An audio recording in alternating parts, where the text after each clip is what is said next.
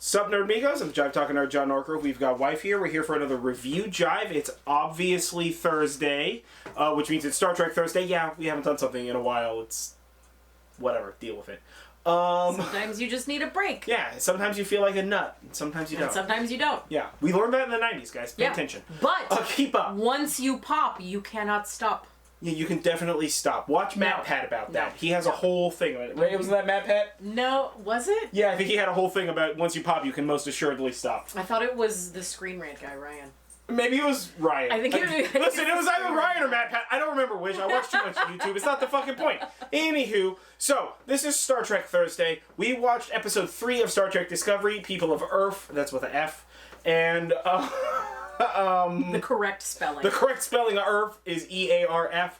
Earf. Welcome to it, motherfuckers. So I almost choked saying that. It was so funny. So quickie review, spoiler-free style. This was a really good episode. This was another really good episode. Another not only just solid episode, but better than the last episodes. This is, right now, Discovery's taking the same trajectory that I saw from Lower Decks, which is just each episode is getting better and better, and I'm fucking super pumped about it. I'm, like, super in Discovery's court right now. Like, let's fucking rock and roll, guys. So, I think it was a great episode. Absolutely. All right. Spoiler-free. Before we get into spoilers, if you're new here, don't forget to like this video, comment below, share, subscribe, do all that kind of shit. Ring the bell. Yeah. Make us other people's problems. And, yeah, let's move into fucking spoilers. So, spoilerful summary of the plot. This episode was kind of weird. So, we started with a fairly brief recap of everything that happened, starting with the season 2 finale. And then we got like a little update on what the burn actually was because obviously Burnham's been there for about a year. So the update that we learned is that the burn was about 700 years after Discovery jumped forwards in time, which would have made it, because I think Discovery jumped forwards in the 2200s, so it would have been like the 2900s. Well, they jumped forward 900 and... No, when the burn was. I think they said the burn was 700 years in the future. 700 years from when they jumped forwards. I think they jumped forwards like 1,000 or 2,000 I think years. the burn was like 200 years prior to the now time in the future. Yeah, that would still make sense because they're in like 31. Yeah, so like 700s. So 2900s. The 2900s would have been about when the burn was. But so the burn happens, and what that was all dilithium everywhere went inert. Which generally means it stops reacting to stuff. However, all the ships that had dilithium in them, their warp cores went catastrophic. So all the Federation ships and everybody who ran on dilithium, all their ships were blown up.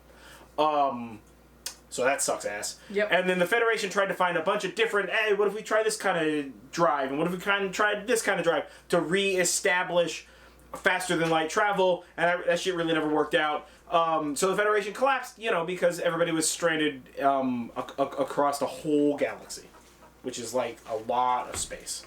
Yeah. So they're kind of stranded, and that's why we have all these little pockets and stuff like that. So we catch up with the ship. Burnham gets on the ship. Everybody's happy. She's hugging him, whatever the fuck. She gives Giorgio like the eyes, like I see you. Giorgio's like I see you. And then they go onto the bridge. She explains everything to the bridge crew, and the bridge crew is like, gangster, we understand this. Let's go to Earth. So they spore jump to just outside of Earth's sensor range, which when they jump in looks like they're around Saturn area, and then they travel in at sublight speeds to Earth. And that scene is like 2 minutes maybe. And below the speed of light, or at the speed of light, light from motherfucking Saturn to Earth takes a lot longer than 2 fucking minutes. That one part, I was just like, what the fuck is going on here? Was that like a false planet, or did they just kind of like do like a little warp, like boop in? Because normally full impulse is half c, 0.5 times the speed of, 0.5 times the speed of light, so half the speed of light. And I can't believe I didn't look this up beforehand, but my guess is gonna be that's like a couple of, if not several hours to get from Saturn to Earth. So I don't know what the fuck that's all about, but yeah, it was one of those weird, like, they didn't think about the science real quick kind of things, or like the visual effects artists didn't think about it, whatever. So they get to Earth. There's like a bunch of satellites around that turn into like a force field around the planet because Earth's an angry place. And this very feisty lady hails them, and it's just like, "What are you fucking doing here? Where are you from?"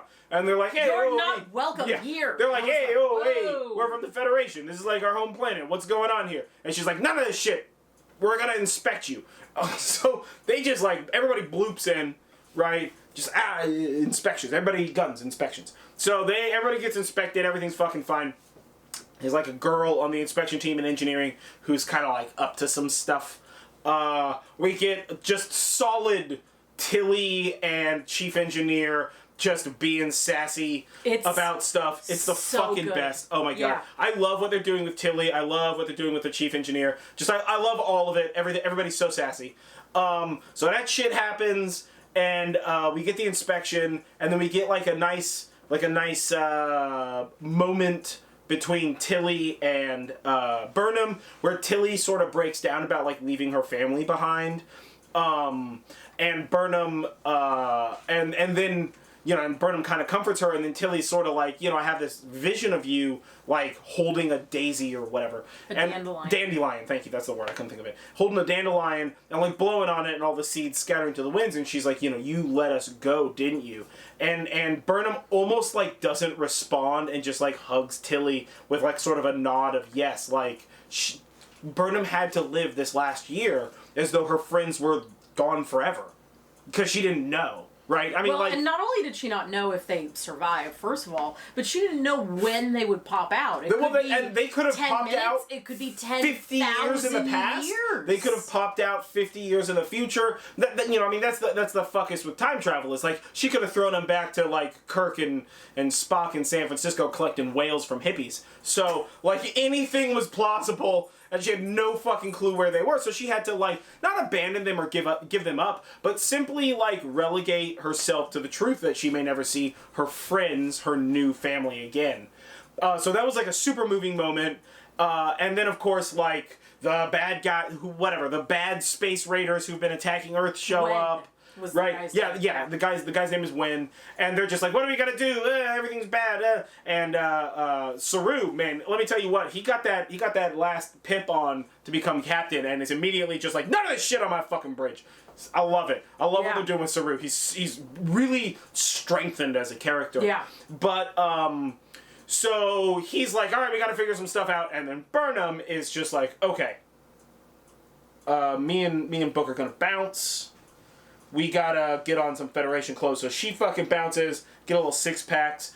Book puts on a Federation uniform. Yeah, he should always be in a Federation and Book is immediately shirtless. Just like again. Shirtless abs. You're like, God damn. I mean, I'm not complaining, but like, damn. Immediately shirtless. So jokes about the cat, right? So they get in a uniform. Book goes to try to get drunk on Synthahol and the bloody thing. Burnham decides, all right, this shit isn't gonna work. We gotta do some stuff. So they just steal Book's ship full of all of the Discovery's dilithium and bounce. Right? They just like leave. And of course the crew is like, hey, a shuttle was launched.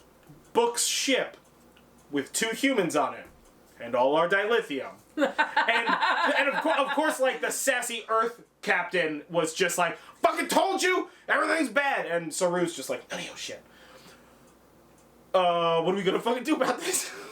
So they end up, like, the Earth people decide to try to shoot at Burnham's ship, Burnham and Book's ship, and so bloody Discovery gets in the way, blocks them, gives them a moment. Burnham and Book end up kind of playing with the guy with this Wen. Playing with Wen, and they end up capturing him, bring him onto the bridge, just like, this motherfucker right here, is this guy you're looking for? I got him right here in your face. And so then the Federation does what the Federation is supposed to do. This is the first time in maybe 3 seasons I love this part. This is my favorite part of the episode. Literally, the Federation stands there and is like, you two, talk it out. They're just adults. We've all been kids when our parents are like, hey, you're being an irrational asshole. You two siblings or friends or whatever, you talk it the fuck out. We're just going to stand here and listen. Turns out Wen was like super upset and trying to raid all of the ships coming to Earth. Because he's from lithium, he's from because the human... he's from Titan. Yeah, and like some bad shit happened and a whole bunch of people died. Yeah. And it is also a famous actor. Harrowing I really like him. To listen to him talk about so good. He's such a good actor. The amount of loss that these people have experienced. Without having to say it, he sent a ship to Earth to ask for help. Blown out of the immediately space. Blown out of immediately space, murderized. Right, and then he's just like, so we were on our own, so we had to become like what you guys are considering raiders or whatever. So that shit gets resolved. They decide to work together because humans. And then we get sort of like our like everything's resolved. The Earth lady's just like, maybe next time you come back, it'll be like a warmer welcome, which is like, yeah, man, calm the fuck down, whatever. Anywho, so they let the crew go down to the planet to go visit San Francisco. The Federation, the main Federation headquarters and Starfleet Academy. And then we get like a nice scene with Tilly hugging a tree and everybody standing around in like nice posable like the biggest, stances. what we're presuming, oak tree ever. Yeah, this thing is still like there. This thing is like as big around as our kitchen. Yeah. Oh, easy. Yeah, if not maybe even bigger. Like it was like huge. Well, they were like, this is the tree we studied underneath. And then you're like, wow, how big was that tree then? Yeah, it was just like this big. Yeah. And we live in a land of big trees. Yeah, we live in the redwoods. So. In a redwood forest with old growth trees. So like we're used to big old trees. But that tree, it was a beefy lady. That tree. I don't know. Yeah. It was the first thing that came to mind. I don't even know what that means. Anywho, that was the plot summary. Episode ends. Next episode coming up. Yeah. Kind of a thing. So, pros and cons of this episode. Pros and cons. I think pros was like all the Starfleet stuff and really getting the crew to interact with Burnham again. I really like what they've done with her character where she feels like she's not really Federation anymore. And Saru taking over the captaincy and honest to God, Tilly just being like, maybe we give her mushrooms. Like, just, Tilly is just the sassiest bitch right now. It's the best. I love her to death. She is very rapidly, like, gaining ground against Georgiou as my favorite character. Although Georgiou was solid fucking gold in this episode. I feel like we need a slider bar for what our favorite one is. Who's winning right now? Just like... Yeah, Georgiou was good, but Tilly was amazing in this one. Cons, I feel like there were 2 or 3 scenes, and like the very end when everybody's like standing there, and then they all sort of like it's like everybody's standing there doing their like acting thing, whatever, and like Tilly's hugging the tree and they're talking whatever, and then they all just sort of turn and do this like.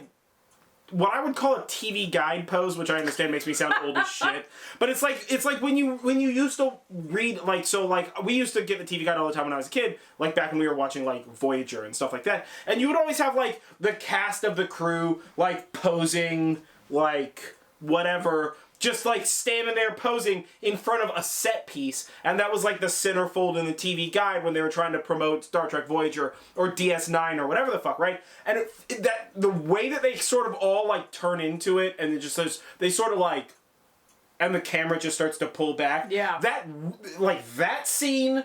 And the scene that I was describing earlier where, like, the science didn't make any sense with regard to time.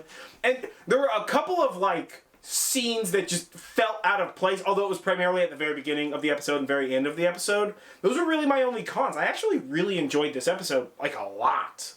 What about you? Pros, cons? For cons, I feel like they tried to cram a bit too much stuff into this episode. That's fair. Yeah. It felt very, like, full, because we're talking about what happened to the crew, and Tilly's upset, and the people, and then they gotta, everybody's gotta, like, sort of get to know each other again, with Burnham, basically, and figure out where Burnham fits in. And then we've got the thing with Burnham joking with Abs, and then we've got the thing with Georgiou with Abs, which was fantastic. Oh, yeah, we didn't even talk about that. Yeah. That's fine, we'll bring it up at and then, like, we've got this whole thing with the Earth and this captain who's calling for help. And there's just like a lot that's happening in this episode. And I feel like some of those things got glazed over and didn't really like get enough treatment. Like I feel like the human girl being like at least part Trill was really glazed over. First watch through, didn't even realize that was the case. Totally thought she was the son of the daughter of the guy who died. Like there was a lot happening there, you know. And then they end up at Starfleet, which we until then had thought didn't exist anymore. But they're still there. Well, the and buildings are there, but there's not people. Happening? There's no Starfleet. I feel like there needed to be some sort of explanation. Is that a museum? I what? Think... Like, you can't just show the tree at Starfleet Academy after telling us for 3 solid episodes that Starfleet's gone and has been for a long time without giving any sort of preface. So for me, that was a huge con. That tree at the very end. I feel like what they could have done, what would have been, in my mind, what would have been better is if they had this episode be about the Federation helping Earth basically reconnect with its lost Titan brothers, right? And it's like, well, we thought you were the bad guys. Well, we thought you were the bad guys. And we had that, and I think they did a great job with that. I'm not saying that was bad. But I think if that had been like the A plot, and then when that was over, that was over. And for next episode, they had decided to go to Earth, and maybe there's Starfleet haters or Starfleet supporters or like weird psycho fanboys that seem okay. Whatever fucking plot you want to run, that's going to be fairly basic. But I feel like the treatment of post-Federation, post-burn Earth needed more than a tree and a wide shot. Did I love to see the solar bridge, because the Golden Gate Bridge is turned into solar panels, whatever. Like, did I appreciate seeing the Golden Gate Bridge and Starfleet Academy and all that again? Of course I did. A huge fucking Trekkie. And like, I get why they did that and stuff, but that for me was a huge con, was that they did the Starfleet Academy thing at the end, but also that they added like so much. It felt like some parts felt like they got a good treatment in terms of like the gravity of the moment, and some parts didn't really feel like they had that to me. And then the cons were, I mean, obviously the jokes. There were a lot of good jokes. That's a con. The jokes were cons? You don't want to... No, the pros. Sorry, I said that the wrong way. Okay. The pros, obviously there was a... Hey, no jokes. This is a joke-free zone. No jokes. Only rage. This is Discovery. We're supposed to be sad here. So... No. Pros, I mean, like, I really am enjoying the playfulness that the characters in the ship are able to have with each other. Yeah. It feels... lighter than it has been before. It definitely does. It helps with the overall grittiness of it. But I also really like the part with the like moderation, you know, doing the thing that Star Trek's supposed to be doing. You know, like Starfleet solves problems, guys. Let's solve problems. So best bits. Yeah, best bits. Okay, so let's move into best bits. This was a tough one for me. I think my best bits are gonna be one when Book first transports on to Discovery and Georgiou is there and he's just like, "Oh, you're Philippa, aren't you?" And she's just like, "Yes, I am." And he's just like, "Burnham has said a lot of stuff about you. We're like, we're not gonna."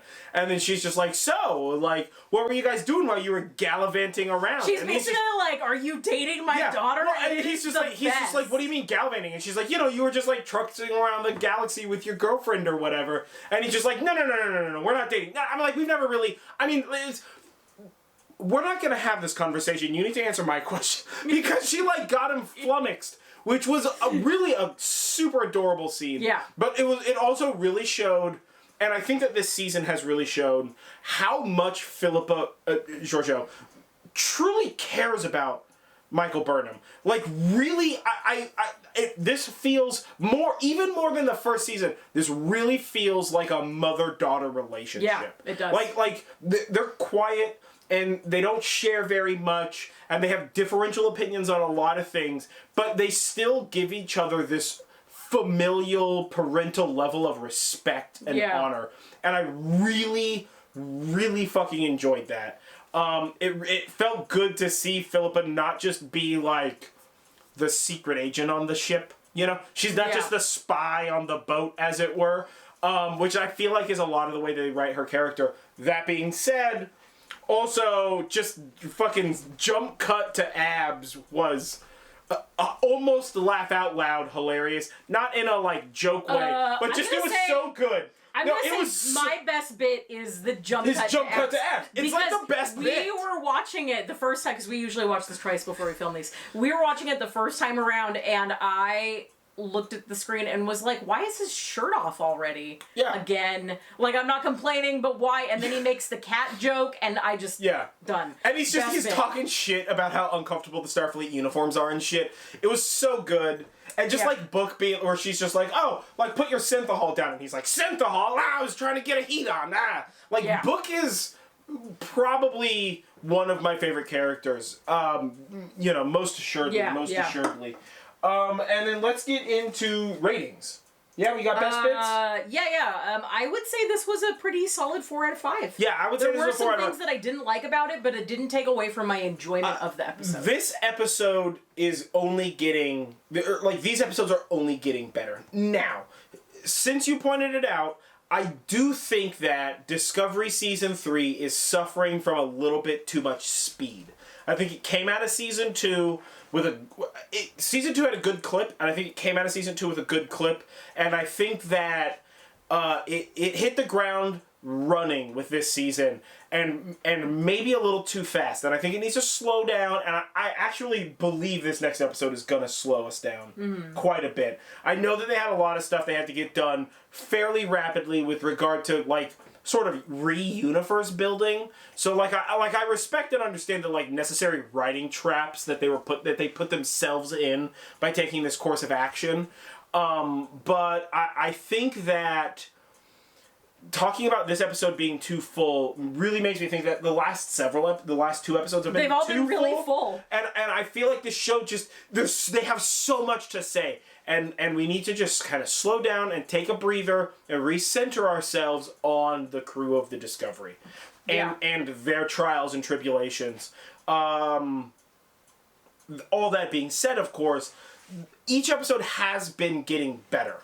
And it has painted a very broad universe in very little time. I mean, 3 episodes, and we have a pretty wide expanse of knowledge about what the Milky Way galaxy looks like, what Federation territory looks like.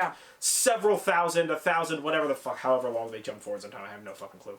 Whatever their jump forwards is post-burn, post-warp drive, post-dilithium, which was everything, you know? And so, I think they're doing a good job. They're doing a lot of showing, not telling, which is good. I think they're doing a lot of filling, and I think that I think that we're going to start slowing down shortly, and I think that this season is going to really fulfill a dream that Roddenberry never got to see, and we were talking about this. Andromeda was... the TV series Andromeda, if you have not seen it, and I know this is an aside and we're wasting time, but I'm going to do this anyway. Andromeda as a TV series was absolutely fantastic. I super loved it. Again, originally written, whatever, by Gene Roddenberry. And the idea was a captain, a ship, displaced by time. They were caught in the event horizon of a black hole and were fished out thousands of years later or whatever, after their empire fell. And after the peace and the safety and the resupplies and everything was already gone. And so they had to like forge their own path in a more destitute, more distraught world than it's ever been. That's this story. The ship can travel, but it has to be piloted by a person in its hyper speed or faster than light or whatever term you want to use travel. Again, this crew does this. I really feel like if we continue down the right path, and I see Discovery doing this, Discovery is going to fulfill a Roddenberry dream that Gene never had the opportunity to see, but that Star Trek has deserved for a long time. You know? But I don't know. I really enjoyed this episode. I thought this was a great episode. Absolutely. I think that Discovery is really figuring itself out. And I can't wait to see the next ones. It's going to be dope. Same. It's going to be super dope. So, either way, I've been John Norgrove. This has been Wife. This has been Review Jive. It's Star Trek Thursday. We watched episode 3, Welcome to Earth. No, it's not called Welcome to Earth. It's People of Earth. People of Earth. People of Earth, welcome. People of Earth, welcome. That's what I'm gonna put that. That's the title. Discovered. People of Earth, welcome. Of Star Trek Discovery, and what the fuck ever. Don't forget to like this video, comment below, share, subscribe, do all that kind of stuff. Ring the fucking bell, ring the bell, whatever the hell. And we will catch you guys next time.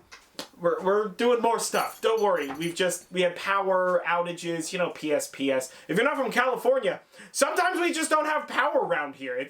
PG&E is just like, it's going to be windy, guys. We get a text message, no power for you. and then plus or minus a whole day of that text message, we just won't have power for any length of time somebody that isn't us chooses. And this amount of time gave us enough time to make these dope hats. We made these dope hats, yeah. I mean, we have like a generator. Like, we can be adults about stuff, but we decided to make hats in the shadow time, so that's what we decided to do there. Either fucking way, we'll catch you guys next time.